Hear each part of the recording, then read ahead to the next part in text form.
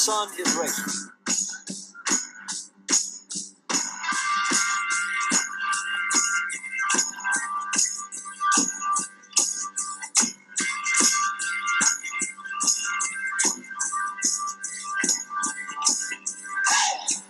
Welcome, race fans, to another episode of the Rubbin' Is Racing Daily Fantasy NASCAR Show.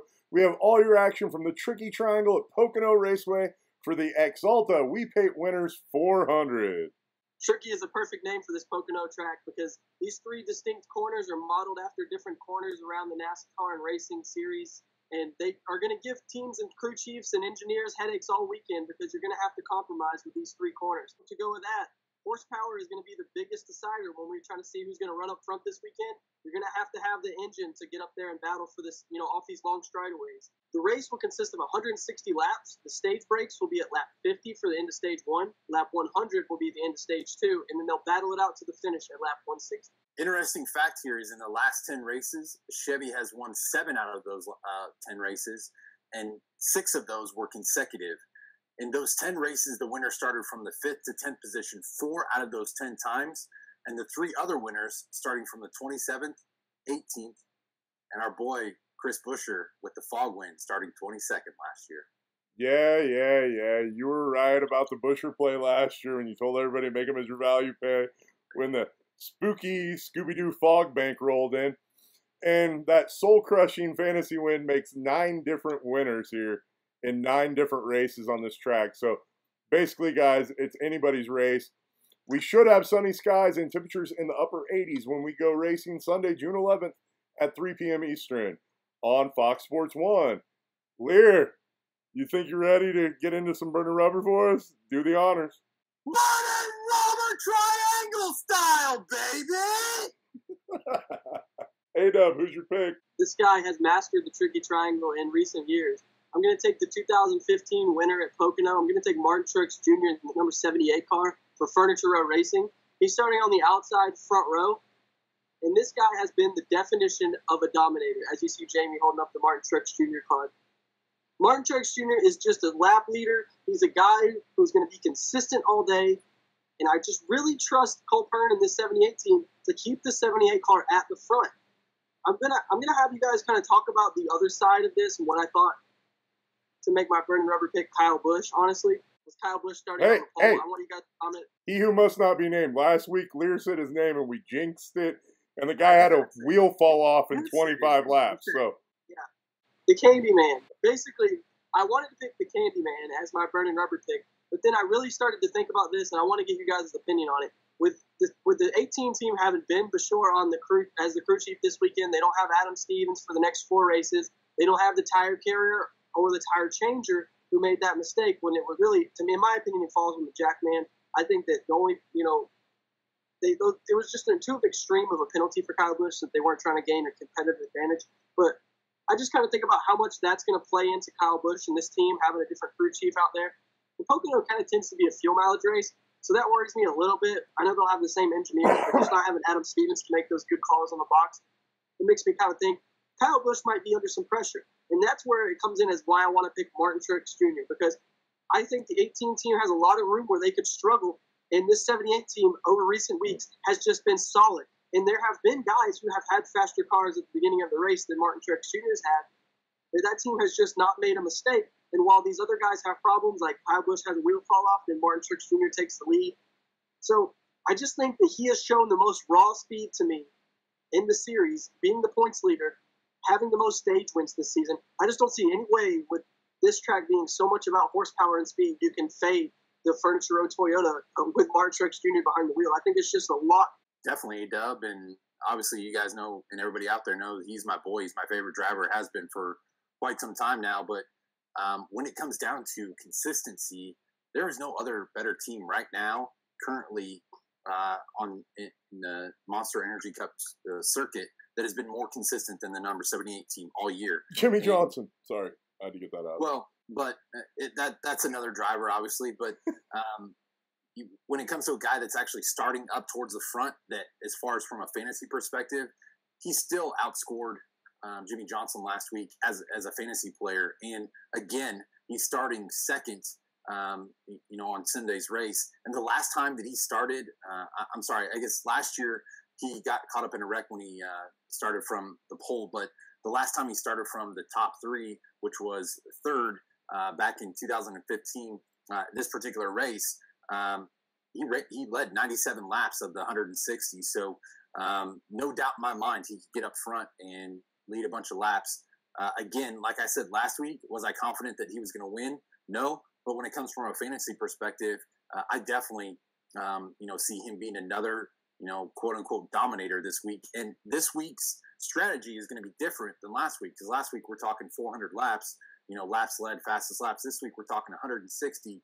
So there's going to be a lot more emphasis placed on those place differential guys than the actual dominators themselves. But when it comes to the guy that could be the dominator, yeah, it's definitely the number 78 team in my mind. Guys, I'm either going with the 78 or right now I'm with he who must not be named. And since I'm talking about him in a positive light, I'm not going to jinx him by mentioning his name. I'll let you guys talk about him negatively by using his name. But that's my bright line for this. I can't talk about him positively with using his name, because every time we do, wheels fall off, he gets caught up in wrecks, whatever. It's the weirdest thing I've ever seen in the history of us playing DFS NASCAR. But I kind of like seeing it happen to Kyle Busch, though. Honestly, if all I have to do is mention his name, and bad stuff will happen to him. I'll keep saying his name. That would work if I could figure out how to not play him every week in fantasy NASCAR. But that's the problem, though, bro. You need to get off of the Kyle. Yeah. And the second you do, I know you know how this works. The second you do, he dominates a race from start to finish. And I get it, but like last week, I even when starting from the pole, I didn't have that much exposure on him. I mean, you had to have some just because he was on the pole, but. Again, right. And because something random like a wheel falling off, it actually panned out for you. Come on, right, bro. Right. Well, here's what I'm saying, though, is this week you even have more substantial evidence to not play him because, because of the penalties that he's had, and he's not going to have his regular crew chief in Adam Stevens. But then also, too, dude, he has the horrible stats here at Pocono. He's never won here. And his average finish is in the 20s. So he's got I think last time I saw was 4 top 5s or something in 20 some races. So I don't believe in that team this weekend, and I probably won't have any exposure on him this weekend. I will take that hard line, and who knows, maybe I'll light some money on fire. But at some point, you just gotta say no. Yeah, fair enough, dude. I get you. All those arguments, though, feed to why I want to own him even more, because people will be off of him, which means I get low ownership percentage. I also love his fellow Death Eaters in Hamlin and Truex. Like I said, Truex is awesome. But Hamlin, guys, nobody's talking about the guy. He's 8,900. He really intrigues me. I realize his domination mostly comes at this track before the repave, but he's due for a win. These JGR cars are going to start winning at some point in time. Suarez has been on a tear. At some point, they're going to break through. You're not going to want to be off of them when that happens. The problem is you're lighting money on fire until they do. But and what week is this? And we still don't have a winner from the JGR. This will be week 14. Yeah. Right. Yeah. I mean, my bankroll definitely has been feeling it. Yeah. All right, Liehr, who's your pick to burn some rubber? Well, before I get started, I'm still kind of reading from last week's race. I was so close on getting the qualifier in the $33 tournament. I finished second. If it wasn't for that last overtime wreck, I would have taken it down. So, but such is fantasy NASCAR, and things happen. So we move on to a new week. But last week I was not on this guy at all. And Brett Osman, the guy that comments on our show all the time, shout out to you, sir. He was asking us how we feel about the number 2 team last week. And I told him I wasn't feeling the deuce. But, here we are in a new week. And I'm definitely feeling Keselowski as my burning rubber. They're off to a great 2017 season with 2 wins. And currently he sits 7th in the point standings for the drivers. This weekend at Pocono, he starts 6th after having a couple of bad weeks with wrecks. Obviously, last week where Kurt Busch got into him, and then the week before he also got caught up in a wreck. But he is the second highest costing driver this week at 10,100. And I think based on the last few weeks of fantasy owners, they may be a little bit sour on Kez, as he's burned a lot of people, except for me. But this is one of his better tracks that he's coming to off of those 2 wrecks. I think he's going to come out this week and is going to have a large amount of fantasy points and some place differential. Obviously, we're starting from that 6th position, but I think he'll get out front and at this large triangle and lead most of the day. I think it's going to be going back and forth between him and Truex most of the day, but his stats here are pretty good.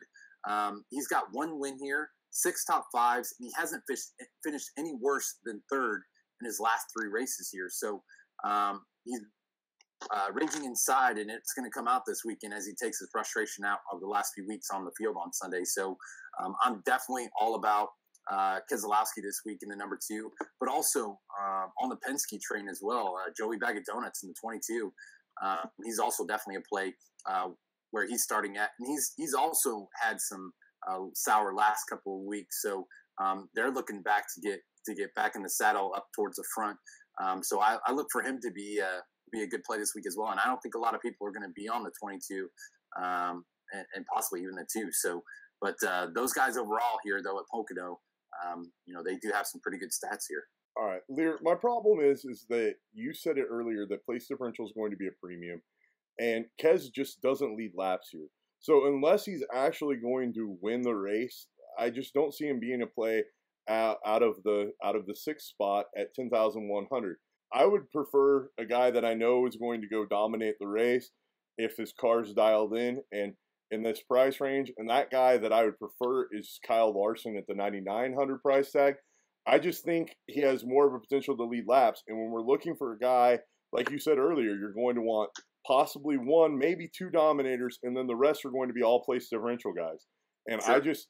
I don't see Keselowski from his track history here dominating a huge chunk of this race and leading it. The most he's ever led was 90, and he ended up finishing 2nd. That's when he had something on his grill, and he had to let Dale Jr. pass him to finish 2nd. I don't know, man. I've been off Penske for a couple weeks, and that hasn't been what's costing me money. It's been other things, but I don't know. I'm just not feeling it. I get your analysis, and I like it. It's not where I'm at this week. Hey, Dub? It's really just a strong position for Keselowski to rebound in. I know that you're saying that he hasn't had the chance to lead a lot of laps at Pocono, but just look back at the 2 team over the last 2 weeks at Charlotte and Dover. And, you think these guys work all weekend long to prepare the car and have it ready for Sunday, and then within the first 20 or 30 laps in both races, he's out of the race. So, that's just heartbreaking for those guys. You don't like to see that they put that much work in and they get those kind of results.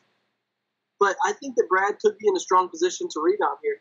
I think about the speed that Penske has with the restrictor plate tracks. You're going to see a lot of that same motor at Pocono. Right. I think that Pocono, as well as Keselowski, they can get up to the front and get into the top 5. If you look to the beginning of the season, these guys were finishing in the top 5. The top 5 is made up, exclusively of Penske guys, when the season first started. So I think that Brad can get back to those winning ways. It just really depends on strategy, because you look at the way that Paul Wolfe crew chiefs the 2 car, they like to short pit and do a lot of crazy things like that. And with the stages at Pocono, you can short pit and still not lose a lap.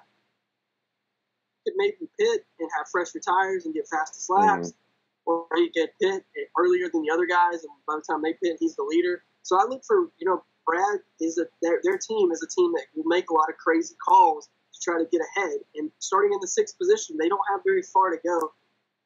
Brad maybe is starting in 15th or so. That could be a good spot to play him in. But I don't mind the Brad Keselowski play. I don't like how expensive he is, but I think you have to have some exposure if you're making a lot of lineups on Brad, just because of the horrible last 2 weeks that he's had. And I really think this team's ready to rebound, and I know they can. Yep, and speaking of somebody that's been on a horrible streak, my burning rubber pick comes in at 9,300, and it is none other than Chase Elliott. Guys, I understand he's been a dumpster fire as of late, and he only has 2 races here, but in those 2 races, he has a top 5 finish, and the other one caught up in fog. This week, he starts 25th. My only reservations are that first, all the Hendrick cars were a bit off in qualifying, but I expect them to right the ship. As long as their practice speeds tomorrow look fine. I'm not worried about any of the Hendrick cars. The second one is, I don't know, I'm going to need A-Dub's advice here, but I genuinely worry that Chase Elliott has never actually finished a race driving the Sun Energy car. Is that accurate? I feel like every time he drives... Same thing. I thought about the same thing. And I don't know, I honestly think that there is a little bit of conspiracy with paint schemes and how drivers perform in those paint schemes. They always said that a green race car was bad luck, and that was a lot of the case for Dale Jr. back when he drove the AMP car. But, I mean, with Sun Energy, the paint scheme just looks so good. But you're right, it just seems like Chase always finds a way to get in trouble when he's driving that car. Hey, I'm pretty sure I've seen that car thrashed and in the garage every time he's wheeled it out. Like, we saw live at Kansas this year. But he wasn't rolling that car. I thought he wasn't. Kenny Hubble and the guys at Sun Energy put a lot of work into that car, designing that paint scheme. And that's definitely not the way they want to see it end the night. So I really don't think that it's going to end up on a record this week, though, guys. Well, guys, the last thing about Elliott and the Hendrick cars is just play them all. Jimmy starts 19th. We'll talk about Junior here in a bit. Kane is an extremely awesome value play. I mean, guys, they're all starting way in the back, and they're all good cars. And like Liehr said, Chevy has a history of doing great things at this track. Now, it could be any of them, but one of those Chevys is going to march through. And my guess is, and I don't have a problem with the way I've designed lineups, I've had 4 for 4 just starting off their entire core and pick a Dominator and a Punt. I've looked at that a couple times this week. Your guys' thoughts? Yeah, I'm all over racing Chase from the same place. This guy has shown speed all season, finished 3rd last weekend at Dover. And you look at the way the 48 team's been performing, there's no doubt in my mind that the other Hendrick guys are not giving any of this information. I know that you look at Dale Jr., he's been actually sharing the same setup as Jimmy Johnson over the past couple weeks, and Chase actually did the same thing last week at Dover, and he finished 3rd. So I really think that you want to pick a Dominator and then fill it in with as many Hendrick guys as you can. The Hendrick guys, as a group, are probably in the best spot they've been all season. And Chase Elliott is my favorite one of them. Mm-hmm. I mean, it doesn't get much more better than that doesn't make any sense. Much more, but it doesn't get any better than you got Chase Elliott and Casey Kane starting 25th and 26th, Earnhardt starting 28th, and then the reigning champion and Studley Dudley is number 48, Jimmy Johnson, coming off the win last week at Dover, starting last. Starting in the 19th position. So yeah, when it comes to place differential teams and guys, yeah, for sure those guys are going to be some really good picks. But I think they're also going to be really, really high owned too. So, but as far as the last year at this time at the Axalta We Paint Winners for Chase, he led 51 laps here. So it's not like race if he didn't take the bait that Kurt Busch gave him on that final restart. Right, but. I mean, so he's got the experience here. I mean, up front, staying up front. And just before, I go into any more, but I absolutely love watching the restarts here and, how wide this track is and seeing them all spread out and trying to block each other. And, as far as the amount of cautions, there isn't usually a ton of them after, they get the restart done. But yeah, it's one of those things where I think that Chase has a fantastic opportunity this weekend, and at his price point, it's definitely one of those that you're going to have exposure to, and I will too. I'm just hoping that paint scheme doesn't ixnay. Fair enough. Well, there's some guys, especially if you're going to go with the Hendrick stack and a Dominator, you're going to need to save some money this week and value pick it up. So, A-Dub, where are you going value? I kind of telegraphed this pick. It's Junior. Oh, you did telegraph that pick. Was it that predictable? Well, I'm going to take Dave for Junior. So, look at Jimmy as he chugs the Mountain Dew. He's going to be getting the chug points from guys. He's going to be getting the chug points of Mountain Dew just like Dale Jr. does. And Chase Elliott as well. Chase has been getting pretty good at making sure he chugs the Mountain Dew while he's on camera. But yeah, I'm going to take Dale Earnhardt Jr. starting in the 28th position. This guy has had a horrible weekend if you look at it. I really don't know why they qualified. I'm still kind of looking into that. I know that when Jimmy Johnson and Kyle Larson weren't able to qualify, Larson was a little different because he couldn't get through technical inspection.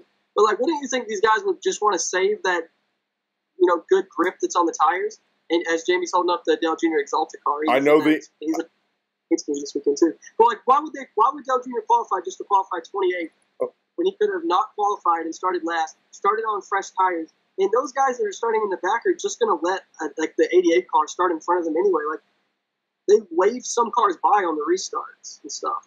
Yeah, I have the answer for that. The answer for that is NASCAR actually requested that Junior go out and turn qualifying lap because they didn't want him not qualifying like Jimmy did.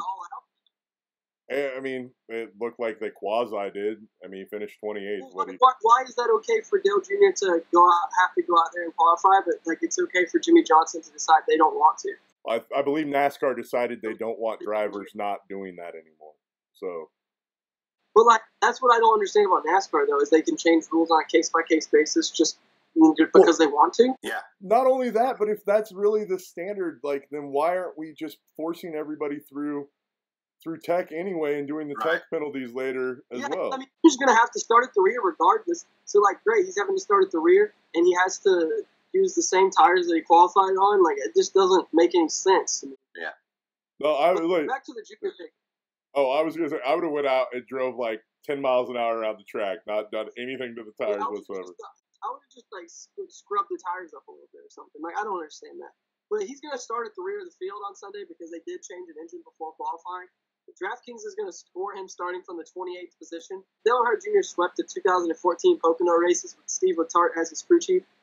In his last 7 starts at Pocono, he has 2 wins, 6 top 5s, and an average finish of 3.86. So some people think about Talladega being one of Dale Jr.'s best tracks, but really when you look at it, he really likes to hold that thing wide open, and Pocono really fits into his driving style.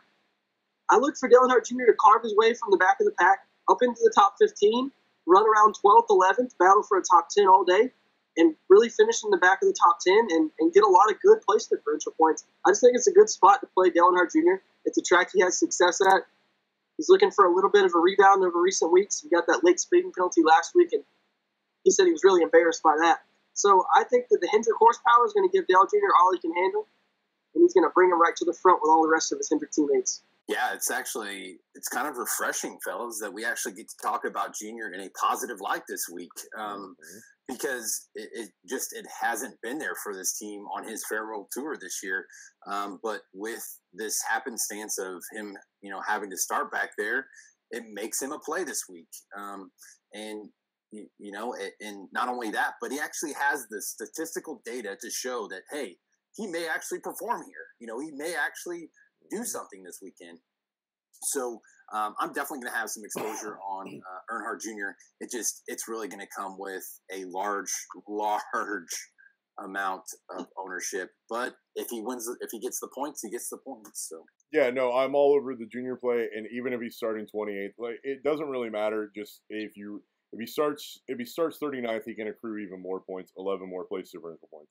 But it's just the we're gonna play them either way. Yeah, but the main question though too is when you start plugging in, these top boys like Truex, Johnson, Larson, like you're not gonna have enough room to put in a Dale Earnhardt Jr. So you're really gonna have to get very creative when you get to making your lineups because you're not going to be able to fit everybody in there. Here's my question, guys. Like I love the Junior play, but we know the entire field's going to be on him.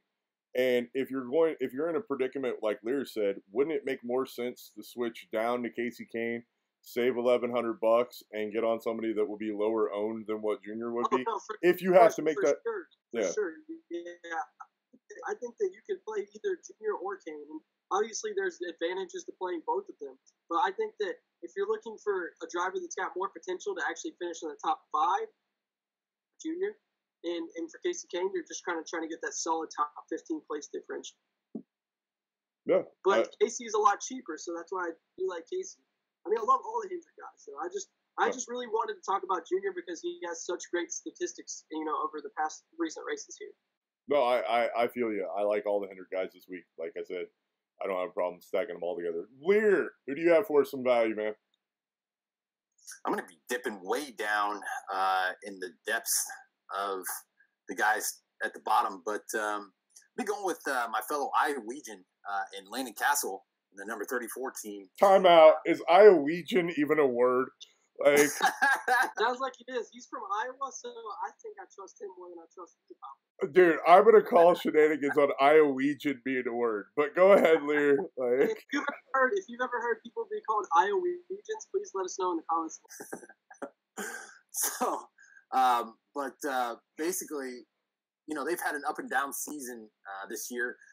You know, it's a long year, and we still have a long way to go to finish out the 2017 season. But when you were in, you know, those front row motorsports equipment and competing against, you know, lower tier drivers, you know, it's hard to compete against the higher teams as well at the top end. So it kind of leaves you towards the latter, but, you know, more towards the middle.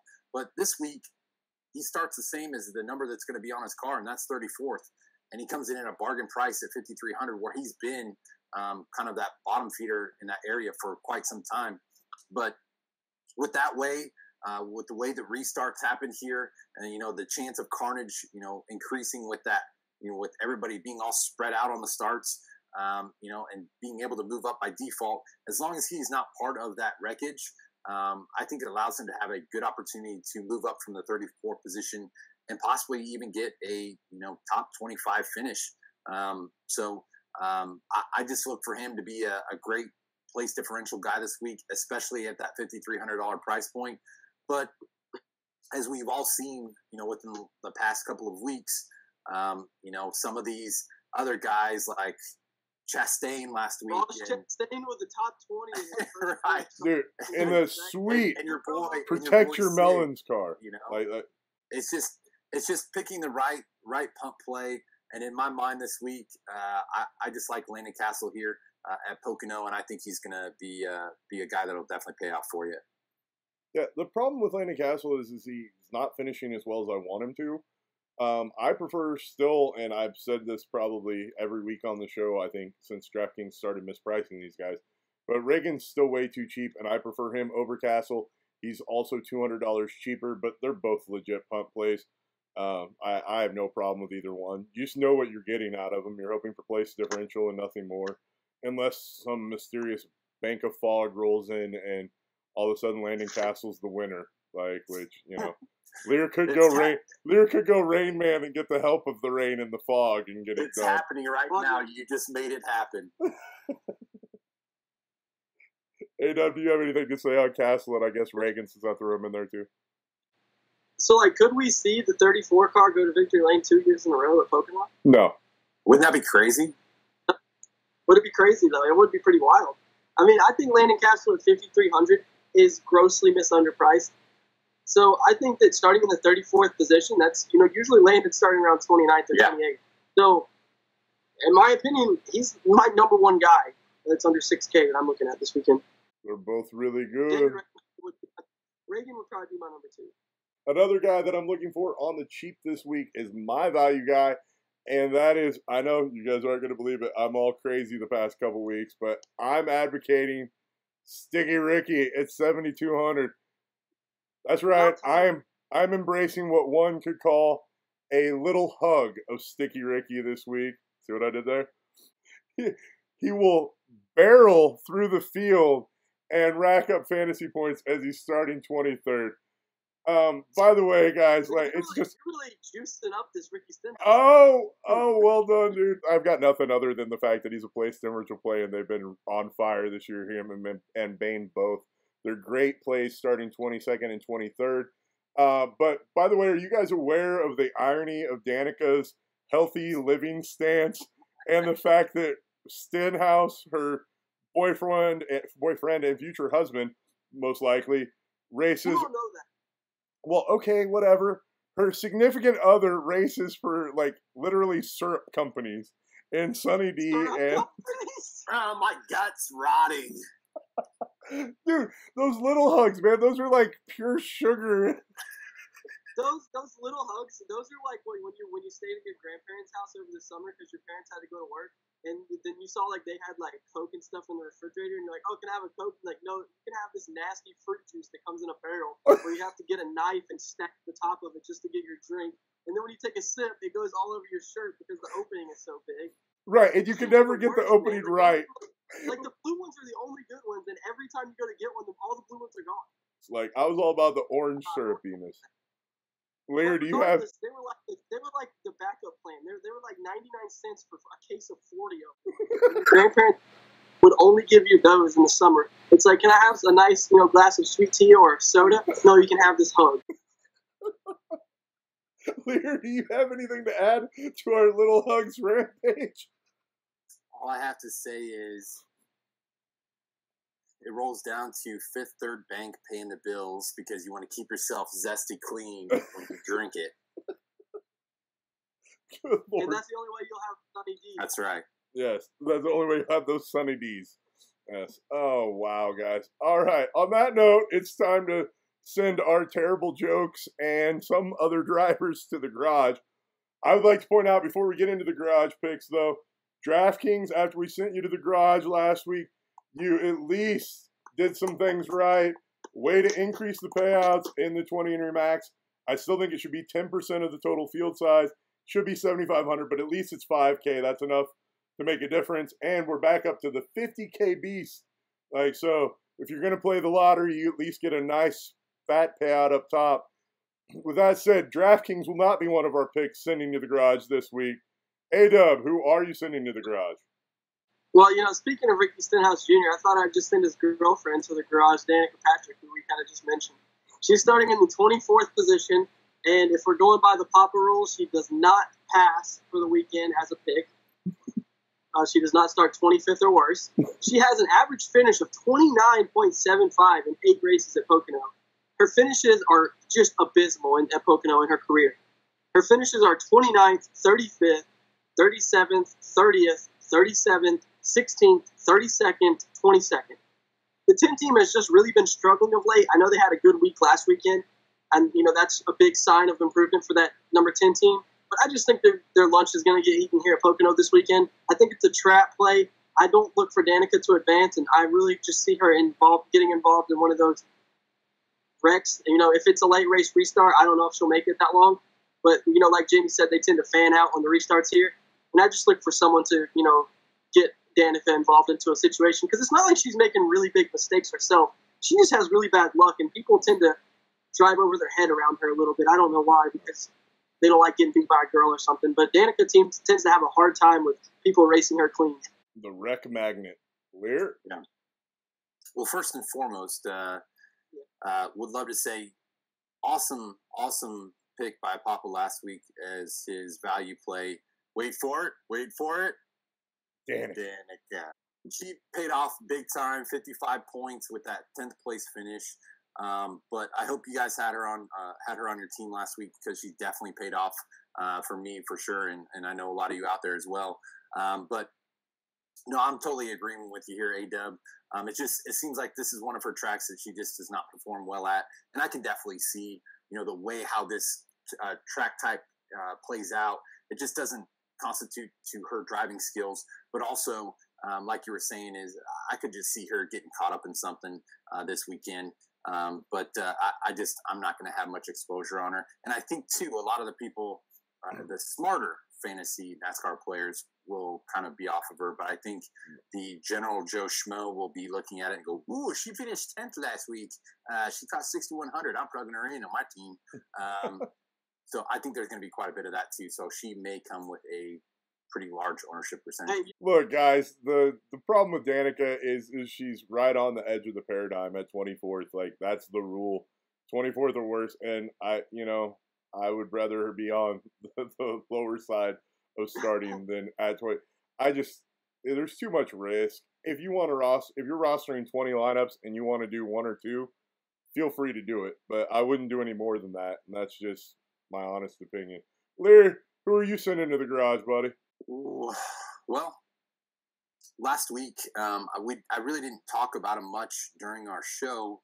But if you guys, once you watch the show, please continue to come back to the YouTube page because we do get a lot of comments and we do respond to everybody's comment as best as possible. But we also talk about different things that happen after we film the show that we think are going to play out. And I actually last week put on the YouTube channel in the comments that I was all over the 1 in 31, which both of those guys performed very well, with Newman scoring a 4th place finish, which was awesome for him at his price point. But this week, it's not going to be the same. I'm definitely he's getting off of him. He starts 10th this week. His salary went up $400 from last week. Now he's $7,600, and he's got one win here, and that's all the way back in the Stone Age of 2003. And he's not placed any higher than 12th in his last 4 races here. My advice this week is, with him coming off of that top 5 finish, he's not the Ryan Newman of old. This is the Ryan Newman has a win here in 2017, which is crazy, which was all based on pit strategy. Same thing last week, was also a strategy that helped paid off for him. And then Dylan, obviously, the week before. But I don't see him having that same time of finish this week. And I'm definitely going to be avoiding the 31 this weekend going into Pocono. So. Yeah, I was wondering if this is just you being angry that you didn't roster enough of him last week, and that's why you're. I'll show you all my lineups. He was all over. I have no problem. But you can't use the same Allmendinger thing you used on me last week, where you're like, "Well, you didn't own enough of him, and then now this week you want to play him again." And well, it was over. No, sir, not this week. I think it's technically the inverse of what you did like last week, but whatever. Who's keeping tabs? I don't have much to add, man. I get why you're sending Newman to the garage. It makes sense to me. He's not on my list. Hey, Dub. Is it crazy? Is it just as crazy to you guys to think that 2 out of the 3 cars for Richard Childress Racing have a win this season before Joe Gibbs? He even has one.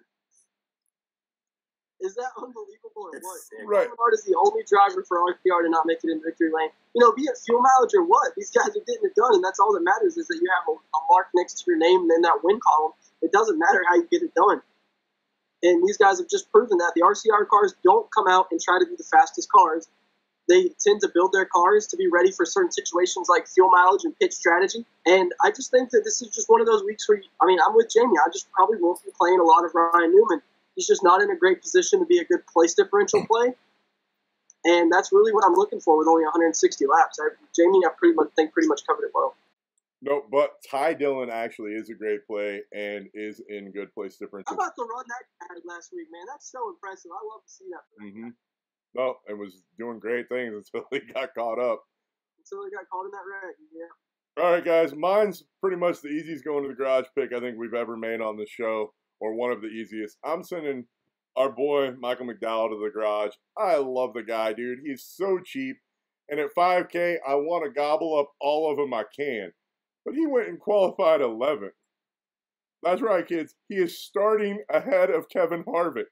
I want to make that ahead of Harvick. This car has no business being up in the top 11. I love this ride. I love this guy. I think he's an awesome driver, and it's good to see them doing better and actually contending for qualifying. And the Fire Department New York Memorial Fund sponsorship is not only a phenomenal cause and something that you should look to donate to if you can, but it's a sweet looking ride that I'm excited to see on the track. The only problem is I think we're going to see it go backwards. This is just an overqualification, plain and simple. Because it's so obvious, I also want to talk just a little bit, guys. You're not going to want to you're not going to want to play any of the guys, starting 35th and back. I know it's been working that these punt plays, these super punts have been paying off with Carnage. But, guys, these cars are going to get destroyed on this track. I wouldn't play Sorensen, Jeffrey Earnhardt, Cody Ware, Derek Cope. All these cars are going to go down laps, plural, early. They won't have the horsepower to get up to speed on the straightaways. After those sharp turns, your guys' thoughts on fading McDowell and the bottom 5 guys?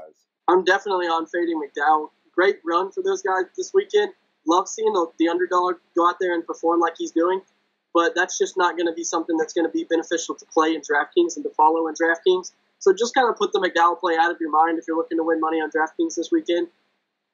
About the position starting 36th through 39th, I really don't think that there's any viable options with these guys. I know that last weekend at Dover, it was kind of an anomaly that these guys could kind of stay and hang around and have a chance to finish on the lead lap near the end of the race.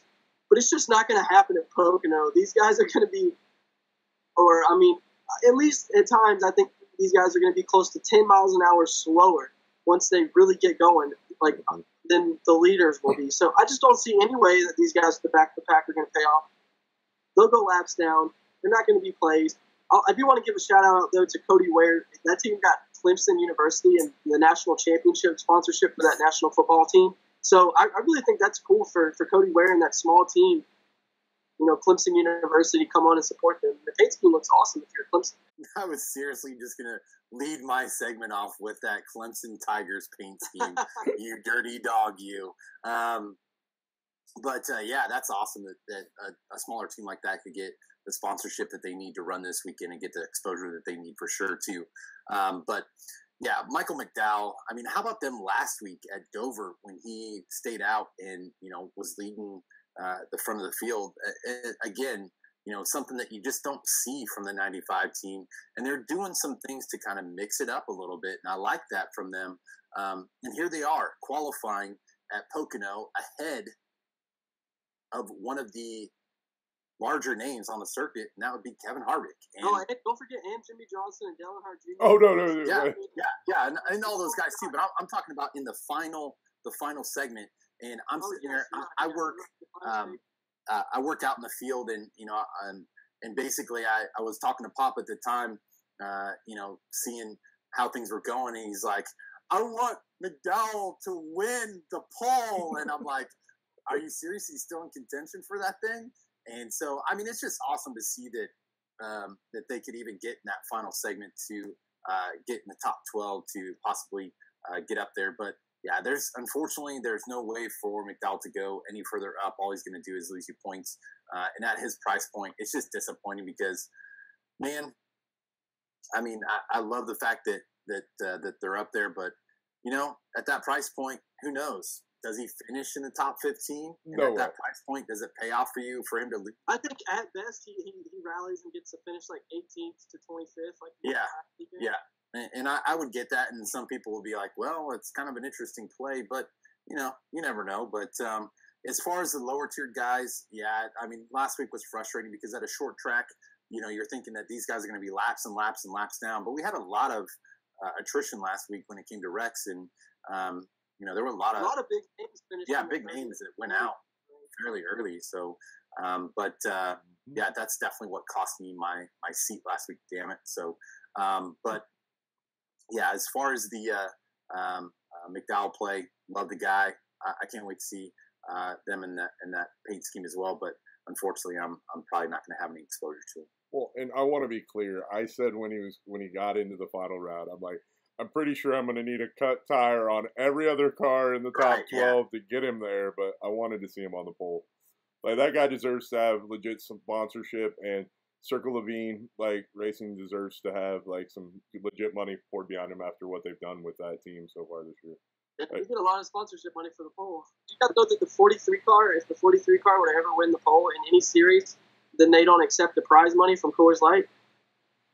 I talked to Dakota Armstrong a few years ago when he ran the 43 car in the Xfinity Series for Richard Petty Motorsports. Basically, Richard Petty made a promise to his mother, an alcohol sponsorship, that he would never, accept any alcohol sponsorship money. So the 43 team doesn't accept the prize money whenever they win the pole. They don't even take pictures with the pole flag or anything. That's crazy. That's so weird. Fun fact for you. All right, kids, this is a segment of the show where we put together a lineup. This lineup will be competing in the Beast with 50K to first place. So we'll remind you, as always, not to copy the lineup, but this lineup is more just so we can talk out the proper process of putting a lineup together. A-Dub, I'm pretty sure I know where you're going to want to start, but where should we start this bad boy at? Who's our Dominator going to be? Our guy's going to be the guy from Mayetta, New Jersey, Mr. Martin Truex Jr. True. It's been a nightmare for the competitors in the Monster Energy Cup Series so far this season. There you go. All right, we have Truex on the lineup. Liehr, where do you want us to go?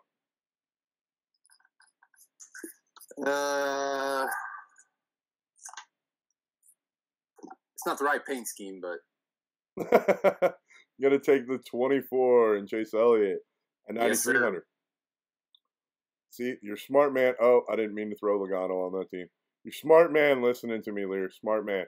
I'm going to listen to A-Dub, and I'm going to throw Junior on the team. I just think it's the right play here to get some salary relief, but yet still get a guy with awesome place differential. There we go. A-Dub, where do you want to go now? I really got to look at the way that the Hendrick guys have been underqualified this weekend, and I gotta just keep stacking these guys, and I'm gonna take Casey Canes. All right. Now, are we just like, let's be honest, we're just leaving Jimmy off because of price tag, right? That's the only reason. Exactly. All right. All right. Oh, I tried to put Newman on the team again. That's no. Stay away from Newman.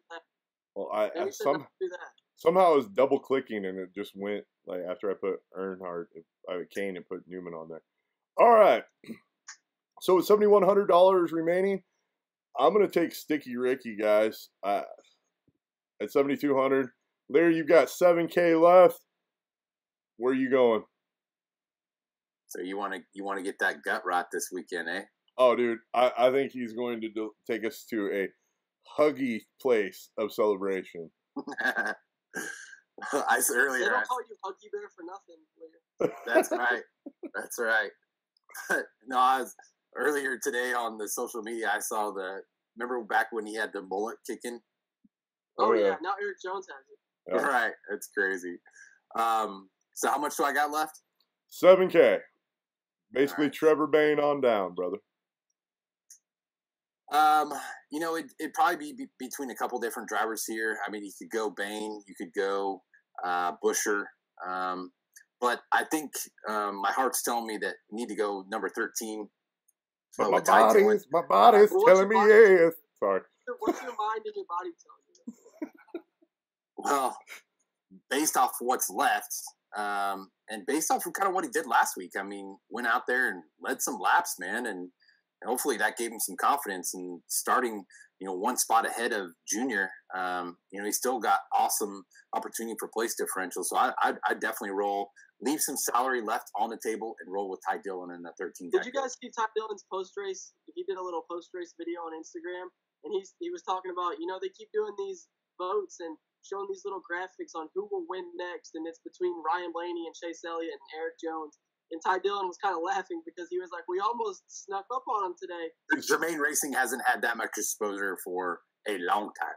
Well, I mean, part of it's being the RCR affiliate, like basically the next RCR car up, has helped them dramatically. But yeah, it's good to see Ty Dillon running well. And to be honest, I think he's honestly been running better than his brother Austin, other than Austin having the win on the pit strategy. Ty's been a statistically better car this year, which has been just interesting to me. But guys, that wraps up another week of the Rubbin' His Racing Daily Fantasy NASCAR show. That lineup again was Truex, Elliott Jr., Kane, Stenhouse Jr., and Ty Dillon. All right, A-Dub, go ahead and say your goodbyes, brother. Yeah, guys, it's a big night in sports tonight. The Golden State Warriors are in Game 4 against the Cleveland Cavaliers. So far, the Golden State Warriors haven't lost a single game in the playoffs. I look for the boys to take it home tonight, sweep the series in Cleveland, and the new champs will be reigning over the NBA. Let's get it done, boys. All right, guys. Thanks for watching the show. Appreciate it every single week. Make sure you like, share, comment. We'll definitely get to you back once everything happens tomorrow. Make sure you tune in. Watch the 10-lap averages for tomorrow in final practice. And I can't wait to watch this one, boys. It's going to be a fun one. I can't wait. And hopefully this week I'll get the W when it comes to the qualifier. But this is going to be my boy. Besides this boy. I'm sorry. That's number 2 again. Wow. All right, Liehr, just save people from having to watch you put up random cards. Guys, thanks as always for tuning in. Remember to like, share, comment, and engage as much as possible on the YouTube page. It's where we get some of the best fantasy talking out in the industry. So, and lets us update what we see in practices and what we're feeling and hearing from the drivers as well. With that said, I hope our picks are doing better than the Golden State Warriors are tonight in this game, as it's already off to a little bit of an ugly start for A-Dub's Warriors. But hey, they've got a 3-game cushion, so who cares? With that said, guys, have a great week. I don't know if the NBA is going to let them sweep them anyways. They need the ratings. Yeah, right. Yeah, you're right. Too much money. Too much money and running it to another game. Anyways, guys, thanks for tuning in. Have a great week. Let's win some money. Thanks, guys. Have a great weekend. Thanks for watching DraftKings. Dog Nation.